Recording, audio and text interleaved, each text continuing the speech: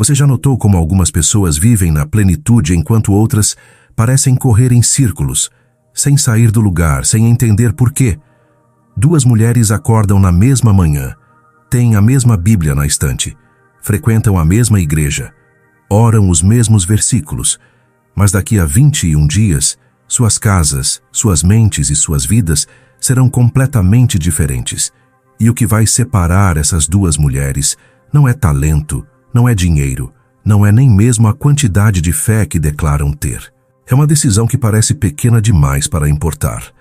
Uma decisão que a maioria dos cristãos adia por anos. Hoje eu vou te mostrar exatamente qual é essa decisão, por que ela muda tudo e como você pode tomá-la ainda hoje. Mas antes de começar, preciso te dizer algo que talvez ninguém na sua igreja tenha tido coragem de falar. O problema não é que você não conhece os versículos certos. O problema é que você conhece versículos demais e obedece de menos.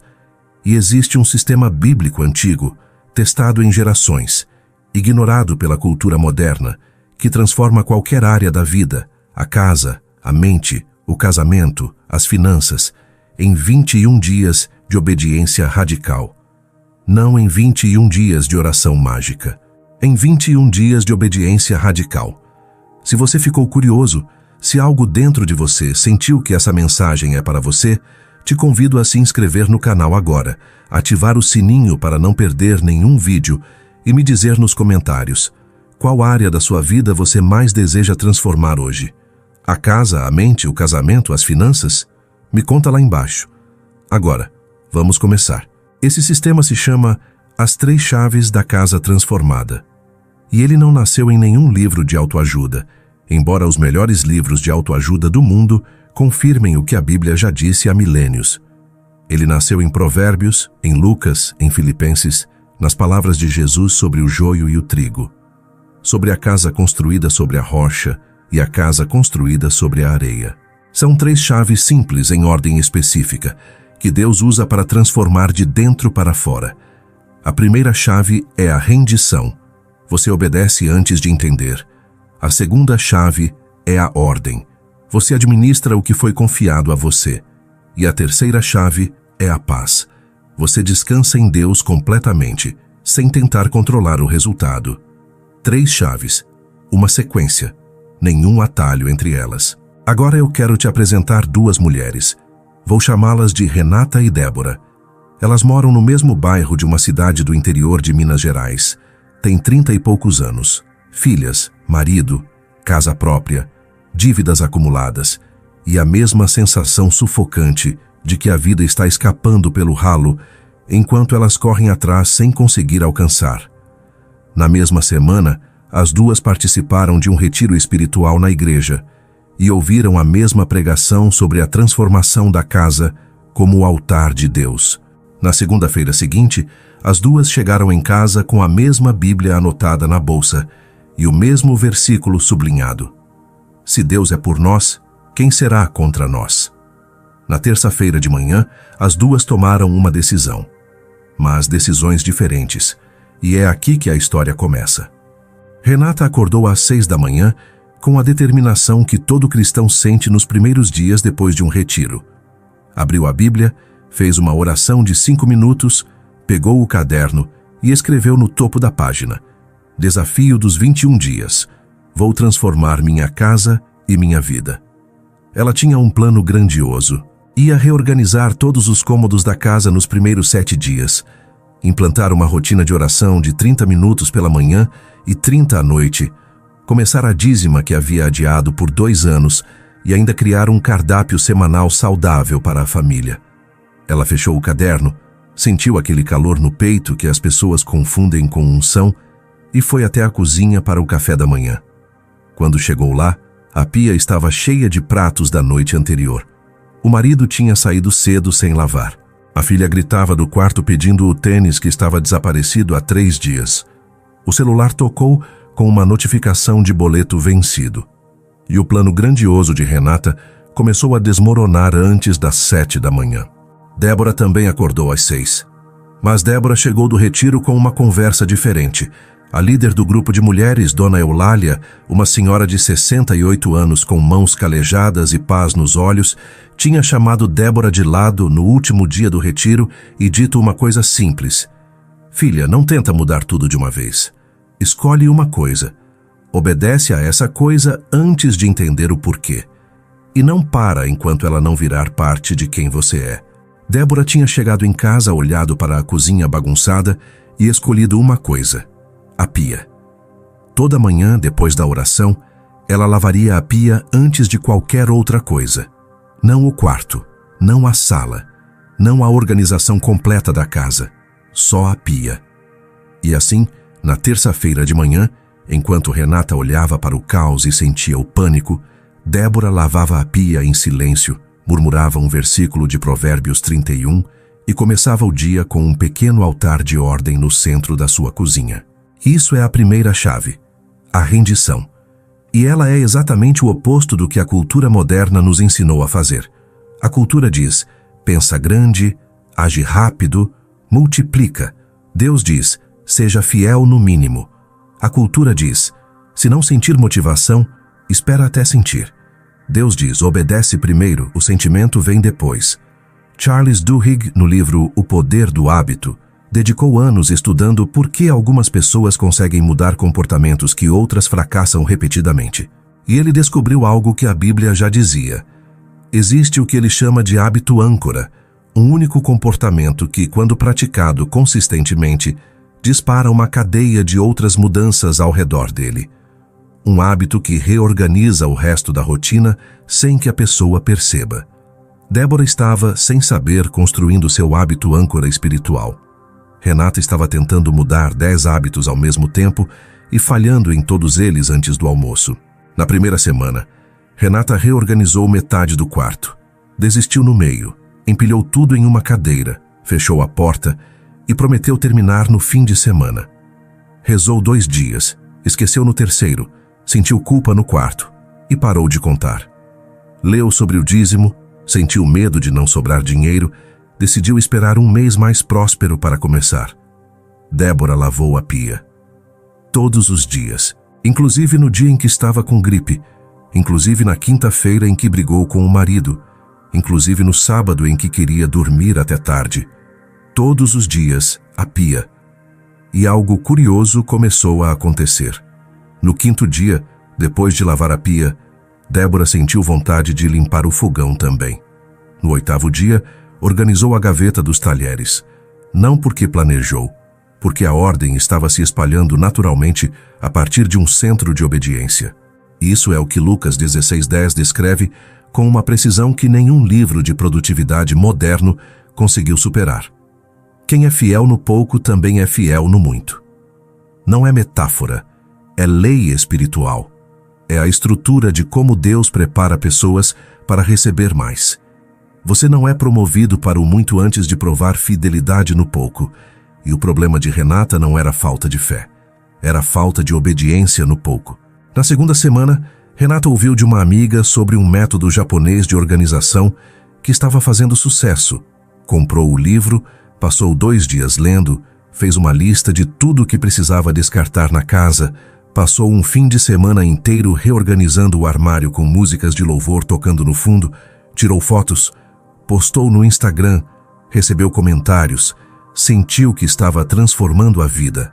Na segunda-feira seguinte, o armário já tinha voltado ao caos porque o método não tinha fundação de disciplina diária por baixo. Era arquitetura sem alicerce. Era casa construída sobre areia. Débora entrou na 14ª com uma novidade que Dona Eulália tinha introduzido quase sem cerimônia numa conversa de 15 minutos. Débora, agora que a pia está em ordem todo dia, quero que você adicione uma coisa. Antes de organizar a cozinha, quero que você ore por uma pessoa da sua família que está em conflito com você. Não pede nada, só abençoa. Débora olhou para a mentora sem entender a conexão entre uma pia limpa e abençoar a cunhada com quem mal se falava. Dona Eulália sorriu com aquela paciência de quem já viu esse olhar muitas vezes. A casa que você está arrumando não é só a de tijolos, filha, é a de dentro. Isso é a transição para a segunda chave, a ordem. E ela tem 2 andares. O andar de baixo é a ordem do espaço físico, a casa, as gavetas, os ambientes. O andar de cima é a ordem das relações, dos pensamentos, das palavras. A maioria das pessoas quer pular direto para o andar de cima, para transformar o coração, resolver conflitos, ter paz interior. Mas Deus usa o andar de baixo como escola do andar de cima. Não é coincidência que os monges medievais varressem o próprio quarto como ato de oração.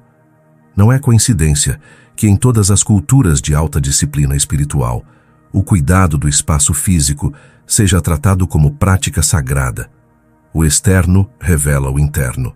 E quando você treina as mãos a obedecer no espaço visível, você está treinando o coração a obedecer no espaço invisível. Na terceira semana, algo aconteceu que nenhuma das duas esperava. A empresa onde o marido de Renata trabalhava anunciou cortes. O nome dele estava na lista. Renata entrou em colapso.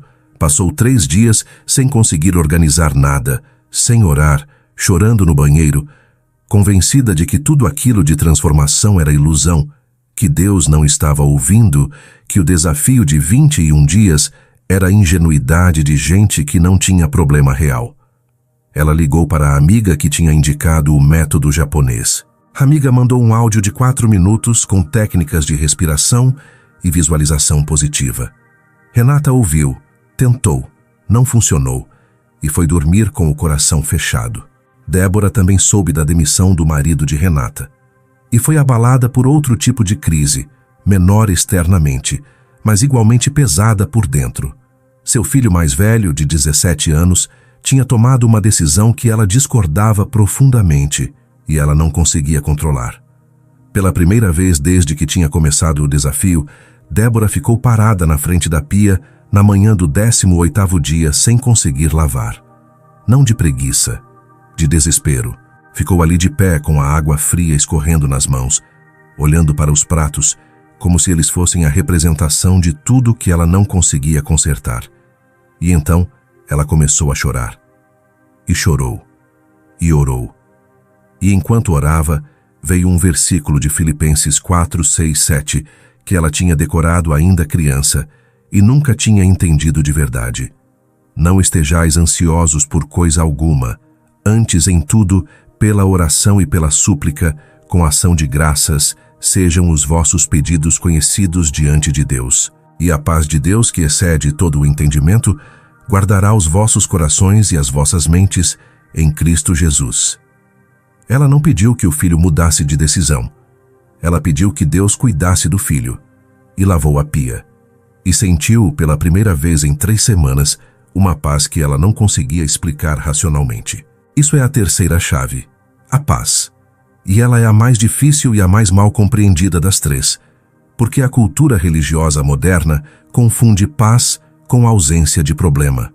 Mas a paz bíblica não é a ausência do problema, é a presença de Deus dentro do problema. É o que Filipenses chama de paz que excede o entendimento, não porque é irracional, mas porque opera numa dimensão que a mente calculadora não consegue alcançar. E pesquisas sobre neurociência da fé confirmam o que Paulo escreveu 2000 anos atrás. Pessoas que praticam entrega espiritual ativa, aquelas que genuinamente confiam seus medos a Deus em oração, apresentam redução significativa nos níveis de cortisol, o hormônio do estresse. Carol Dweck, no livro Mindset, mostra que a maior diferença entre pessoas que crescem diante de adversidade e pessoas que paralisam é a capacidade de encarar circunstâncias incontroláveis sem perder o senso de agência interior. Débora estava desenvolvendo exatamente isso, não através de técnica psicológica, mas através de obediência espiritual. No 21º dia, Renata acordou com a casa no mesmo estado do dia 1. Na verdade, um pouco pior, porque 3 semanas de tentativas abandonadas tinham criado mais pilhas, mais listas não cumpridas, mais culpa empilhada sobre culpa. Ela foi até a igreja no domingo com aquela sensação pesada de cristã que falhou mais uma vez. Sentou no banco e ficou olhando para as pessoas ao redor, tentando adivinhar quem estava passando pelo mesmo que ela. E foi naquele domingo que Renata viu Débora e ficou paralisada. Não que Débora estivesse radiante de felicidade ou que sua vida tivesse virado perfeita. O marido dela ainda estava desempregado. Aliás, o marido de nenhuma das duas tinha sido demitido. Esse era o marido de Renata. O filho de Débora ainda não tinha mudado a decisão com que ela discordava. Mas havia algo diferente em Débora. Era a postura. Era a maneira como ela olhava para as coisas ao redor com uma espécie de tranquilidade que não era indiferença. Era como se ela estivesse firmada em algum lugar que o caos externo não conseguia alcançar. Renata foi falar com ela depois do culto e ficaram conversando por quase 2 horas na pracinha em frente à igreja. Renata contou tudo. Os planos, as tentativas, as desistências, a culpa, a sensação de que Deus estava longe. Débora ouviu sem julgamento e então falou com aquela simplicidade que só quem viveu um princípio consegue transmitir. Renata, eu não transformei minha casa em 21 dias. Eu aprendi a lavar uma pia em 21 dias. A casa está vindo depois, devagar, mas alguma coisa mudou por dentro. Renata a olhou sem entender. Débora continuou. Sabe o que Dona Eulália me falou no primeiro dia? Que obediência não é fazer tudo certo. Obediência é escolher uma coisa e não parar. Você tentou fazer 10 coisas. Eu fiz uma. Essa é a diferença. Essa é a conversa que eu preciso ter com você agora. Porque talvez você seja Renata. Talvez você tenha chegado até esse vídeo com planos grandes, com vontade genuína de mudar, com fé de verdade no coração. E talvez você já tenha tentado o desafio dos 21 dias, ou o método japonês, ou a rotina matinal perfeita, ou o plano de oração detalhado, e tenha falhado no 10º dia, ou no 5º, ou no 2º. E talvez você esteja começando a acreditar que o problema é você, que você não tem disciplina suficiente, que você é fraca demais para sustentar uma transformação real. Mas eu preciso te dizer, com todo o amor e com toda a clareza que esse espaço permite, o problema não é você, é o método. Você estava tentando construir sem fundação. E não existe estrutura duradoura sem fundação de obediência radical no pouco. A verdade que queima, e eu sei que queima porque eu já senti queimar também, é essa. A maioria dos cristãos hoje nunca experimentará a transformação real porque se recusa a passar pela primeira chave, a rendição, a obediência antes de entender, a fidelidade no mínimo, porque a primeira chave é humilhante, é lavar a pia quando você queria reorganizar a casa toda, é dizimar quando não sobra dinheiro, é perdoar antes de receber pedido de desculpas, é acordar cedo quando o corpo pede mais 30 minutos, é fazer a coisa pequena, invisível, sem reconhecimento, repetidamente, até que ela vire parte de quem você é. E aqui está a mentira que o mundo moderno vendeu para a igreja. Que graça significa facilidade. Que se Deus está com você, não deveria ser difícil. Que se está custando esforço, é porque você está fazendo errado. Mas Jesus não disse que o caminho estreito seria fácil. Ele disse que poucos o encontrariam. E Mateus 7:21 não é versículo de conforto. Nem todo o que me diz, Senhor, Senhor, entrará no reino dos céus, mas aquele que faz a vontade de meu Pai. Fazer, não saber, não declarar, fazer. Existe uma geração inteira de cristãos que coleciona versículos como troféus de vitrina, que sabe explicar o sermão da montanha de cor, mas não perdoou o irmão com quem brigou há 2 anos, que sabe todos os princípios bíblicos de finanças, mas nunca abriu mão do controle para dizimar de verdade, que sabe que a casa é um altar, mas prefere postar foto do versículo do dia a organizar a gaveta debaixo da cozinha que está uma vergonha. Conhecimento sem obediência não é fé, é ilusão espiritual. E Wallace Wattles, em A Ciência de Ficar Rico, escreveu uma frase que parece secular, mas ressoa com profundidade bíblica. Não há virtude em simplesmente pensar de certa maneira se você não age de certa maneira. Substitua virtude por fé e você tem Tiago 2,17. Assim também a fé, se não tiver obras, por si mesma está morta. Então aqui está o plano. Não são 21 passos, são 3 em sequência sem pular nenhum. Primeiro, escolha uma área. 1, não 3, não 5. 1. Pode ser a casa, pode ser as finanças, pode ser um relacionamento, pode ser a saúde. Mas escolha uma área e entre com tudo nela. Segundo, encontre o princípio bíblico específico para essa área. Se for a casa, é Provérbios 31, é o conceito de lar como altar. Se for finanças, é Malaquias 3:10, é a promessa de Deus para quem dízima fielmente. Se for relacionamento, é Mateus 5:23-24, é a ordem de reconciliação antes da oferta. Encontre o princípio, não uma coleção de princípios. Terceiro, entre na primeira chave com humildade completa. Obediência radical, sem negociar, sem adaptar ao seu nível de conforto, sem esperar sentir motivação para começar. Você começa e a motivação vem no 15º dia. Ou não vem, e você continua mesmo assim, porque obediência não é motivação. Obediência é escolha. Continue até a primeira chave fluir naturalmente. Você vai saber quando chegou lá. É quando você não precisa mais se convencer a fazer. É quando a coisa pequena e fiel virou parte de quem você é. Aí, você entra na segunda chave. Use o que foi restaurado para servir outros. O espaço organizado da sua casa para receber quem está em dor. O dinheiro administrado com fidelidade para abençoar alguém com menos. A paz que você encontrou para sentar ao lado de alguém que está caindo aos pedaços. E um dia, sem perceber, você vai estar na terceira chave. Não porque chegou lá por mérito, mas porque Deus te levou através das duas primeiras. E você vai descobrir que a paz que excede o entendimento não é um estado emocional que você alcança. É uma pessoa que você encontra e que, encontrada uma vez, não se deixa mais esquecer.